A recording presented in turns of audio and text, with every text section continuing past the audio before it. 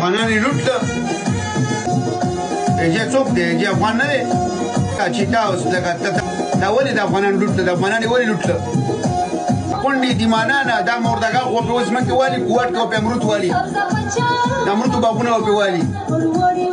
چیتا د سړي جوړه چیتا سو دغه مردګا او دغه کونډې د دا څه جرې ویښته دا په پاکستان کې په ویښته څوک څه کوي دا فصل اوس یې کړکۍ میاشت بعد بیا راخېږي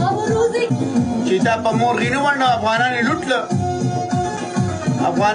کړه پوه شولې که نه دا خو هلکه وکیله نو چیتا نه بل غټ مردګا شته خو جینکۍ چلی جینکۍ پېښور کې پروت دی برید یې پرېښي دي دا خو مردګاوانو برید دي دلالانو برید دی دا غټ دلال دی دا غټ دلال